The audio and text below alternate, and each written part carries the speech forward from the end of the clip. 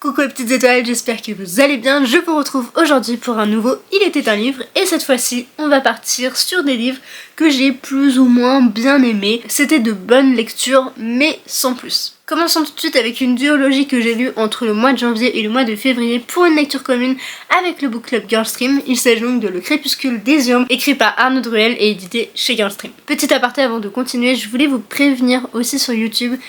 que j'ai entre guillemets posé ma démission et que ça y est, j'ai quitté le book club Girlstream pour des raisons totalement personnelles. Donc venez pas me demander, je ne vous dirai rien. Donc oui, ça y est, j'ai quitté le navire, je ne porterai plus les couleurs du book club, mais c'est pas grave, il y aura bien d'autres projets qui seront tout aussi bien, je n'en doute pas. Reprenons donc tout de suite avec Le Crépuscule des Urnes. Nous sommes donc en 1866 au pays de Galles et on va suivre Jane, une jeune fille qui est orpheline et qui vit chez son oncle et sa tante. Des tziganes vont venir s'installer à côté de son petit village, dont le fameux Asco aussi que l'on va suivre, et tous deux vont créer des liens, ils vont suivre des péripéties pour découvrir quelles sont les ombres en fait qui viennent de s'abattre sur le village. Voici pour un résumé extrêmement court, extrêmement global. Je me souviens de plein de choses mais que je peux pas vous dire puisque c'est dans l'histoire par rapport au tome 1 et au tome 2, puisque je vais aussi vous parler du tome 2 que je vais afficher par ici puisque je l'ai lu en e-book. Commençons donc par la plume de l'auteur. Je n'ai pas du tout été immergée dans l'histoire.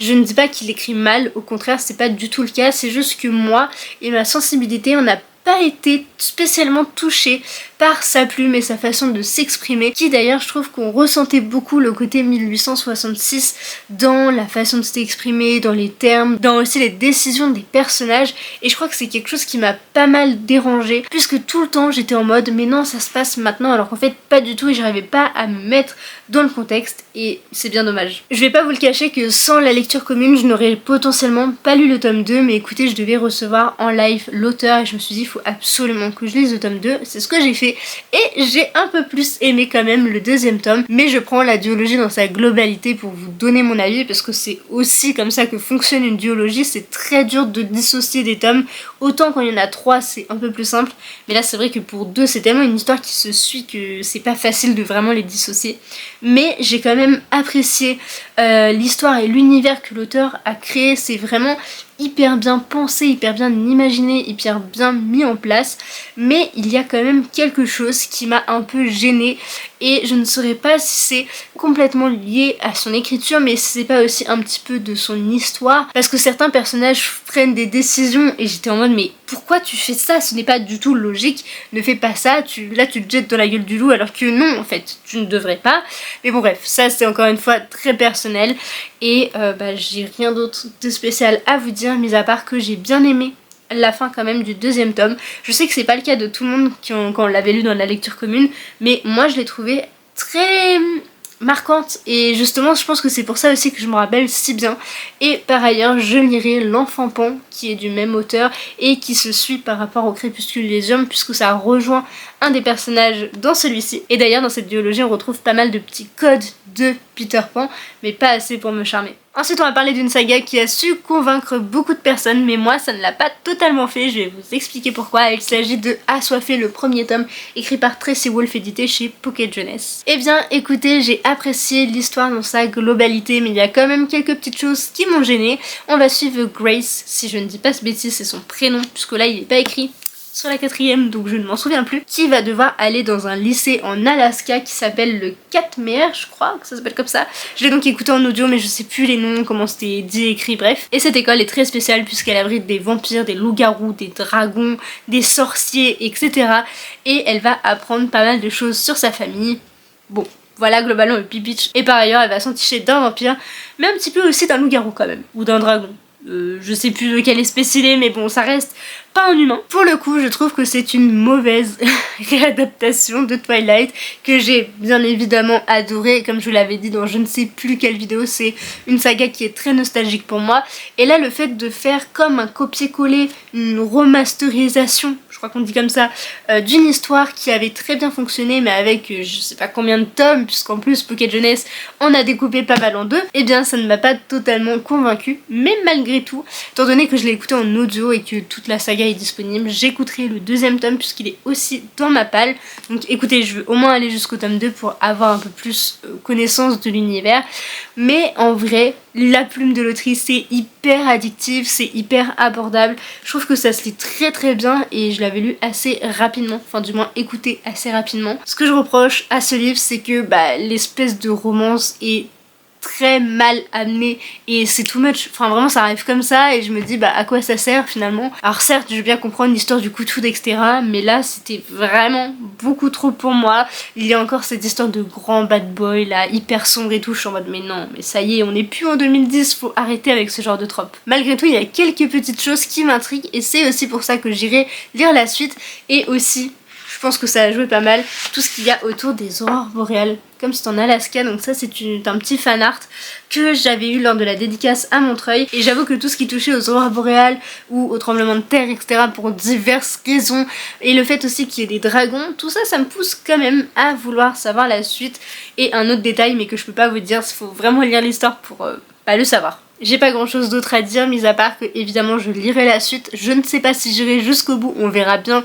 à chaque fin de tome, mais dans sa globalité voilà, j'ai pas été hyper convaincue, mais ça reste une lecture très addictive et qui se lit très bien et ça fait entre guillemets passer le temps. Ensuite on va continuer avec les histoires où je peux me faire taper dessus avec Qui es-tu Alaska. Je vous affiche une petite photo juste ici puisque je l'ai ramené chez mes parents, donc je n'ai plus le livre avec moi, j'avais plus assez de place dans ma bibliothèque. Et si vous avez vu ma vidéo, je crois que c'est Book and Haul, mais aussi mon rangement de bibliothèque, je vous ai montré ceux que j'avais ramenés, dont celui-ci. Et donc dans cette histoire on va suivre un jeune homme qui veut partir dans une école un peu à l'autre bout du pays si je dis pas de bêtises, puisqu'il veut découvrir son grand peut-être. Et dans cette fameuse école il va rencontrer deux personnes, un garçon qui se fait prénommer le colonel, et donc j'ai carrément oublié son prénom à force, et on va aussi suivre Alaska, une jeune fille qui par contre adore aller à l'encontre des règles, faire sa propre vie. C'est vraiment une jeune fille rebelle et vous vous en doutez que notre personnage principal va avoir quelques sentiments pour cette jeune fille. C'était mon premier roman de John Green et je vais pas vous le cacher, je n'ai pas trop apprécié son écriture, j'ai pas été extrêmement sensible à ce qu'il voulait faire passer. Alors peut-être que c'était juste pas le bon livre de cet auteur, et si jamais vous en avez à me recommander hors Nos étoiles contraires parce que je pleure bien assez pour aller lire celui-ci, j'ai pas besoin là tout de suite, et le film je trouve qu'il est suffisamment bien pour moi, en tout cas enfin moi ça me suffit, donc pour l'instant je n'ai pas envie de lire Nos étoiles contraires, mais si vous en avez un autre à me conseiller n'hésitez pas. Mais donc voilà, je n'ai pas trop accroché avec sa plume, en plus de ça je n'ai pas eu vraiment d'accroche avec les personnages, mis à part Alaska qui me faisait bien rire, mais je sais pas, il y a quelque chose qui fait que j'ai pas été hyper happée, et pourtant là j'ai commencé la série sur Prime Video et c'est assez étrange, mais j'ai l'impression d'être beaucoup plus attachée à l'univers et c'est ce qui me permet de retenir l'histoire, parce que honnêtement juste avec le livre j'en ai pas des souvenirs non plus mémorables. Pour cette histoire je n'ai pas eu l'effet waouh, le plot twist de fou, puisque je m'y attendais. Je veux pas vous le dire pour pas vous spoiler vous si vous ne l'avez pas lu, mais en fait vous allez voir que dès le premier chapitre on a un décompte, par exemple 100 jours avant ou 300 jours avant, je sais plus exactement comment ça se présente, mais pour moi c'était une évidence de ce qui allait se passer, et en fait l'effet waouh que beaucoup on peut ressentir, moi je l'ai pas eu puisque je m'y attendais. Voilà globalement ce que j'ai pensé de ce livre. Je sais vous allez me détester avec tout ce que j'ai dit dans cette vidéo, mais écoutez, ce n'est que mon avis, et si vous aimez ce livre, eh bien kiffez votre vie, voilà, ne prenez pas pour argent comptant ce que je vous dis, on n'a pas les mêmes goûts forcément, on a tous une sensibilité différente, donc vraiment n'hésitez pas à vous faire votre propre avis. Mais si j'ai un petit conseil à vous donner, c'est que si vous avez lu le livre ou si jamais vous souhaitez découvrir l'histoire sans forcément le lire, n'hésitez pas à regarder la série sur Prime Video, je crois que je vous ai dit, qui pour le coup est vraiment pas mal. Ensuite le prochain que je vais vous présenter est encore une fois une lecture audio, puisque pour le coup il y en avait pas mal, donc il y avait Assoiffé, Qui es-tu Alaska, le prochain que je vais vous présenter. Il s'agit donc de Runborn, le premier tome écrit par Ariel Holtz, édité chez Girlstream. Je vais avoir extrêmement de mal à vous le résumer, donc je vais vous laisser aller cliquer dans la description si vous voulez le connaître, mais on va être imprégné de mythologie nordique et je vais avoir l'occasion de vous en reparler courant de mon avis, et on va suivre le jeune Tyr qui va mener une quête par rapport aux runes qu'il a. Il y a une histoire de magie, tout ça, mais bon, voilà, c'est globalement le pitch. Je sais plus exactement comment c'était formulé. Franchement, c'est hyper complexe à résumer, donc je vous laisse aller voir par vous-même. Je vais pas vous le cacher que en commençant ce roman, j'avais déjà quelques appréhensions concernant l'auteur, dans le sens où j'ai déjà lu la duologie, donc c'était La Princesse sans visage de Ariel Holz, et je n'avais pas du tout accroché. J'avais pas été du tout sensible à son écriture et c'est ce qui me faisait peur avec celui-ci. Et en fait, je me suis rendu compte que Ariel Holz a quand même des univers vraiment hyper bien développés, hyper bien travaillés. Enfin, vraiment, il a ce quelque chose et je comprends que ses romans fonctionnent aussi bien et qu'il en vende vraiment énormément parce que vraiment il a une imagination débordante, mais je ne sais pas pourquoi chez moi son écriture ça ne fonctionne absolument pas. Je n'arrive pas à m'attacher à ces personnages, même si l'univers est bien etc, c'est pas suffisant et je sais pas pourquoi, c'est vraiment sa façon de décrire les personnages, de les exploiter etc, chez moi ça ne fonctionne pas du tout. Mais malgré tout j'ai quand même préféré celui-ci à sa duologie puisque là, donc comme je vous l'ai dit, on est imprégné de mythologie nordique et si vous me connaissez depuis assez longtemps, vous savez que c'est quelque chose que j'adore particulièrement. Mais malheureusement ça n'a pas suffi pour me faire totalement aimer ce premier tome. Je suis même en pleine réflexion de est-ce que je vais lire le deuxième tome, enfin quand il sortira, c'est pas encore prévu là à ce moment-là, mais je doute vraiment de poursuivre ma lecture puisque j'ai l'impression d'avoir rien retenu de celui-ci et c'en est catastrophique. Je me rappelle de 2-3 scènes, mais honnêtement je n'ai pas du tout été dans l'univers, j'ai pas été immergée dedans et je l'ai trouvé aussi très introductif et finalement de la quête de Tyr on n'a pas grand chose, ou en tout cas je m'en souviens absolument pas, mais franchement ça aurait dû me marquer s'il y avait plus d'intrigue ou quoi, mais là franchement j'ai pas du tout été happée. Malheureusement j'ai rien d'autre à vous dire pour celui-ci parce que comme je vous l'ai dit j'ai pas de grands souvenirs, mais si vous devez retenir quelque chose c'est que je ne suis pas sûre de lire le tome 2, mais malgré tout la mythologie nordique est très bien travaillée, c'est assez fidèle à ce que je connaissais déjà, donc franchement juste pour ça vous pouvez le découvrir. Après voilà, encore une fois mon avis n'est que mon avis et je sais que beaucoup d'autres ont aimé et l'ont apprécié, donc vraiment n'hésitez pas à vous faire votre propre avis et surtout que Ariel Holz en a fait beaucoup des livres, donc peut-être qu'un jour il y en a un qui me plaira. Nous arrivons donc au dernier que j'ai à vous présenter qui est donc L'Amoureuse, le deuxième tome de La Fiancée. Je vous mets une petite photo juste ici puisque je l'ai aussi lu en e-book. Il est donc écrit par Kira Kaz et édité chez Robert Laffont dans la collection R. Encore une fois, Kira Kaz nous emmène dans une dystopie imprégnée de royauté et on suit une jeune fille dont j'ai encore une fois oublié le nom, mais je pense que si vous étiez là il y a quelques années de ça, eh bien j'avais eu une bonne déception pour le premier tome malheureusement puisque j'ai eu un énorme coup de cœur pour la sélection et à côté La Fiancée ça a été une déception et honnêtement je ne pensais jamais lire le deuxième tome et je sais plus trop pourquoi, c'est venu comme ça sur un coup de tête, je me suis dit allez vas-y t'as ta liseuse, il est là, t'as envie d'un truc hyper rapide, il faisait globalement 300 pages, vas-y fonce, tu lis ça, ça va se lire en 2 jours, c'est parfait. Effectivement je l'ai lu extrêmement vite, je lisais pas tous les jours donc forcément quand on regarde par exemple sur Goodreads on dirait que je l'ai lu en 2 semaines, mais alors pas du tout, c'est juste que je lisais pas tous les jours, mais ça s'est lu extrêmement vite, c'est fluide, son écriture est totalement abordable. Et justement ce deuxième tome est beaucoup mieux, il apporte pas mal de choses, mais il y en a d'autres aussi qui m'ont légèrement chagrinée pour différentes raisons. Mais le plus gros point qui m'a gênée, je ne peux pas vous en parler parce que si je vous raconte ce qui m'a gêné dans le tome 2, et bien ça vous spoil une partie du tome 1, notamment la fin, et donc je ne peux vraiment pas vous le dire, mais j'avoue que j'ai pas trop compris ses choix, mais en même temps c'est très bien fait, et le deuxième tome est bien mieux, ça reste une bonne lecture, mais franchement j'ai été beaucoup plus investie dans ce deuxième que dans le premier que j'avais lu en 2019-2020